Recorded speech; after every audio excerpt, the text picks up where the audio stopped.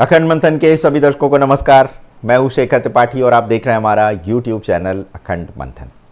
आज हम दो विषयों पर चर्चा करेंगे और सबसे पहला जो विषय है वो भारत के भावी प्रधानमंत्री को लेकर के है और दूसरा विषय होगा इसमें कि क्या ज्योतिष के द्वारा किसी की मृत्यु की भविष्यवाणी की जा सकती है और क्या ताबीज़ या अंगूठी पहनने से क्या भाग्य बदल सकता है। तो चलिए आज इन दो विषयों पर चर्चा करेंगे, लेकिन कार्यक्रम के पहले भाग में चर्चा करते हैं कि भारत का प्रभावी जो भावी प्रधानमंत्री है वो कौन हो सकता है।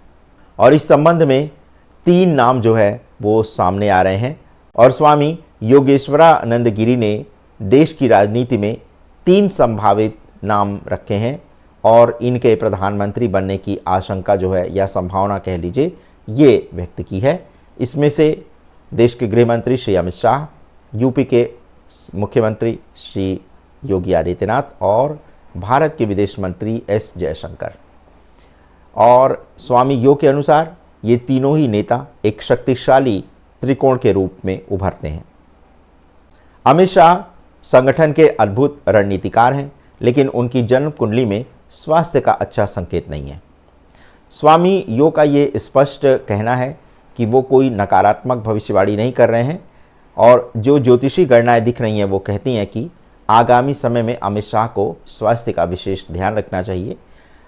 पर ऐसा नहीं है कि ये कोई बहुत बड़ा संकट होगा, लेकिन लगातार थकान, रक्तदाब और रोग प्रवणता जैसी स्थितियों के योग बनते हुए अमित शाह की कुंडली में दिखाई दे रहे हैं। तो अगर वो इन संकेतों को नज़रअंदाज करेंगे तो संगठनात्मक प्रभाव पर असर पड़ सकता है। अब बात करते हैं विदेश मंत्री एस जयशंकर की। तो स्वामी योग के अनुसार एस जयशंकर एक चुपचाप उभरता नेतृत्व हैं। अगर योगी की कुंडली में किंचित अंतर हो तो जयशंकर अप्रत्याशित नेता के रूप में उभर सकते हैं।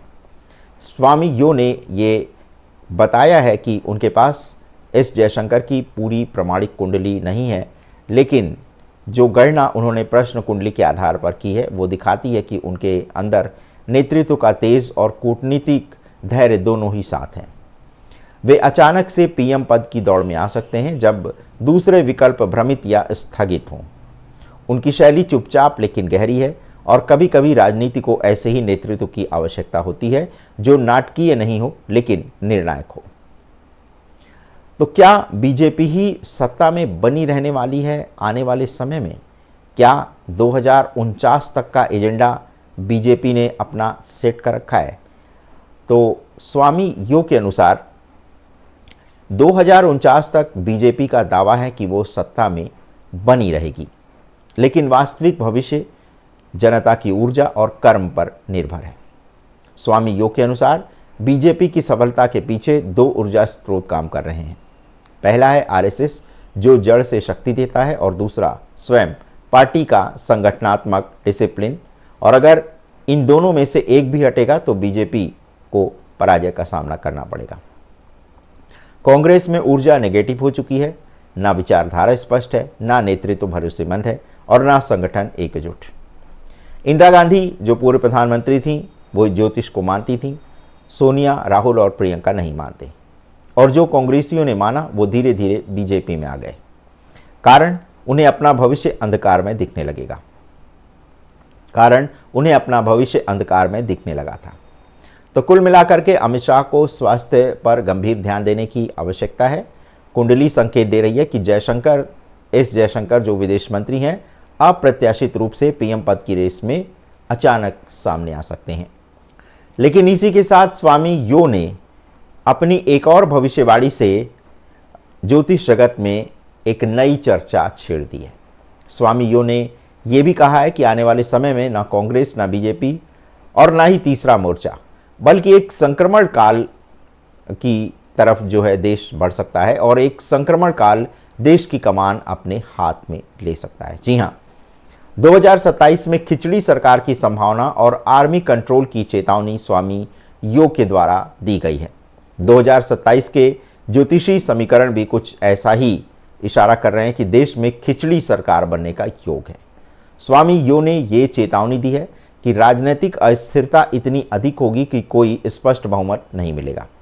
गठबंधन सरकारें बनेंगी और टूटेंगी और इसी उथल पुथल के बीच आर्मी का अस्थायी हस्तक्षेप हो जाएगा और ये पूर्णकालिक मार्शल लॉ तो नहीं, लेकिन संवैधानिक व्यवस्था को बचाने के लिए इंटरिम आर्मी कंट्रोल की स्थिति बन सकती है।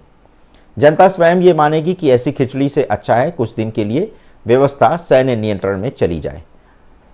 और इसी के साथ स्वामी यो से ये भी प्रश्न पूछा गया कि क्या बिहार में फिर से नीतीश सरकार की वापसी हो सकती है और क्या 2027 के बाद राजनीति का नक्शा बदल सकता है। तो इसके उत्तर में स्वामी योगेश्वरानंद ने एक बड़ी भविष्यवाणी की है और उन्होंने एक नई संभावना पर भी अपनी प्रतिक्रिया दी है। लेकिन सबसे बड़ा प्रश्न ये है कि क्या नीतीश कुमार फिर से पलटी मार सकते हैं? क्या बिहार की जनता इस बार बदलाव चाहती है? क्या हिंदू वास्तव में खतरे में है या फिर राजनीति का मोहरा बन चुका है हिंदू? इन जटिल प्रश्नों पर जब योगेश्वरानंद गिरी से प्रश्न पूछा गया तो उन्होंने ये बताया है कि नीतीश कुमार जो है वो आखिरी पारी जो खेलने जा रहे हैं वो इस बार कोई पलटी नहीं मारेंगे, क्योंकि अब वो आखिरी चरण की राजनीति में है।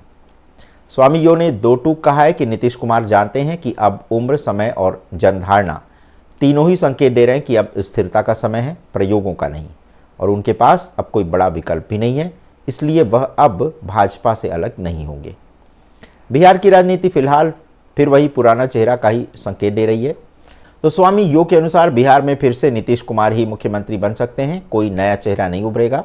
नीतीश अब भाजपा से अलग भी नहीं होंगे, पलटी की संभावनाएं भी समाप्त हो चुकी हैं और आप और कांग्रेस जैसे विकल्प बिहार में कोई खास पकड़ बनाते हुए भी नहीं दिख रहे हैं और हिंदू वोट अब परिपक्व हो चुका है और वो संगठित हो चुका है।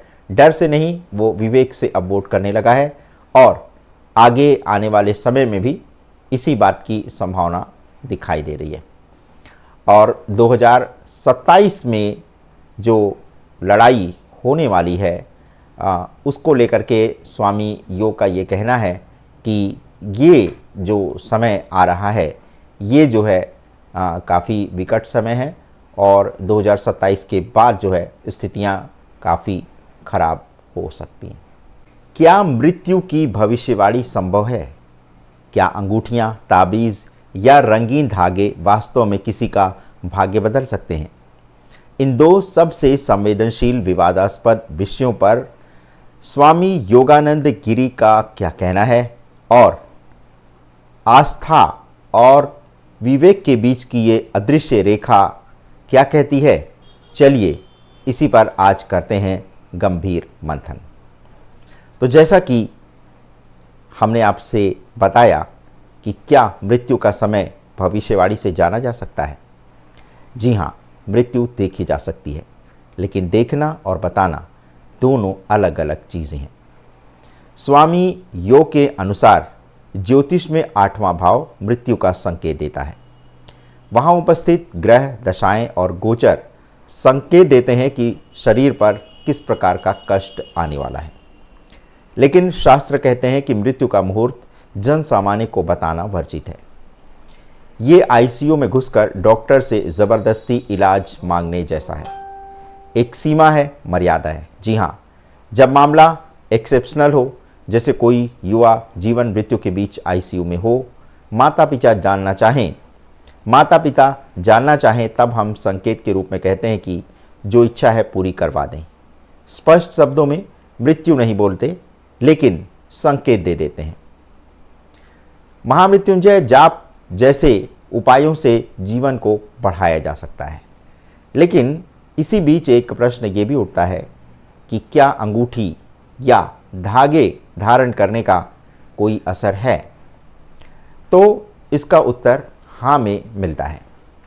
विज्ञान और शुद्धता के साथ, जी हाँ, अगर आप कोई चीज़ धारण करते हैं तो उसमें शुद्धता बहुत आवश्यक है। स्वामी यो ने इसे वैज्ञानिक आधार पर समझाते हुए बताया है कि हर ग्रह का एक रंग होता है, जैसे मंगल का लाल, शनि का नीला, गुरु का पीला। ये रंग सूर्य की किरणों में फिल्टर होकर के हमारे रक्त में ऊर्जा का प्रवाह बदलते हैं। मूंगा, पन्ना, पुखराज ये सब जब शुद्ध और सही ढंग से पहने जाएं तो ऊर्जा को संतुलित करते हैं। ये बिल्कुल वैसे ही है जैसे आप काले शीशे के कमरे में बैठे हों या सफ़ेद, दोनों का असर दिमाग पर अलग अलग होगा। ये कोई अंधविश्वास नहीं, कलर थेरेपी और रेजोनेंस आधारित एनर्जी बैलेंसिंग सिस्टम है। एक त्रिकोणीय तंत्र मंगल अगर कमज़ोर हो तो रक्त में विकार आ जाएगा, शुक्र कमज़ोर हो तो प्रजनन में समस्या आएगी। ये हम नहीं, आधुनिक मेडिकल रिसर्च और आयुर्वेद भी मानते हैं।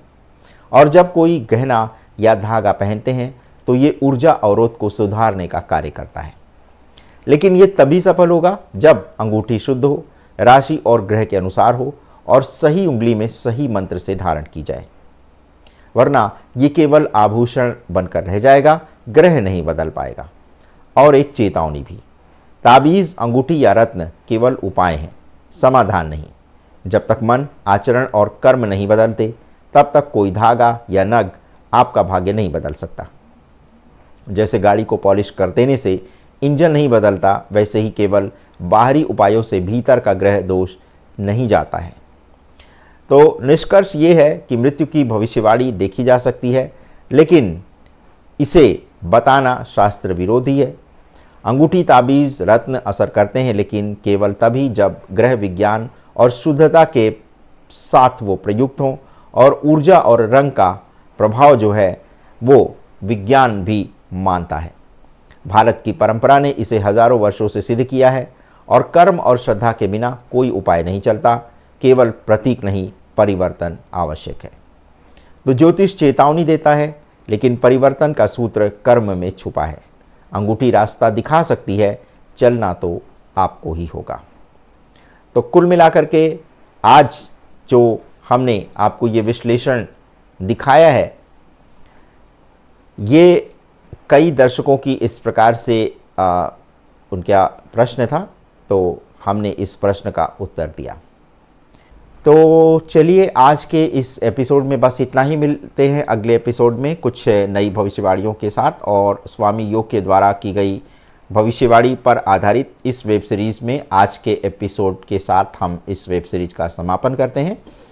बहुत ही शीघ्र आपको कुछ नए ज्योतिषाचार्यों की भविष्यवाणी से अवगत कराएंगे। तब तक के लिए हमें अनुमति दें। धन्यवाद, नमस्कार।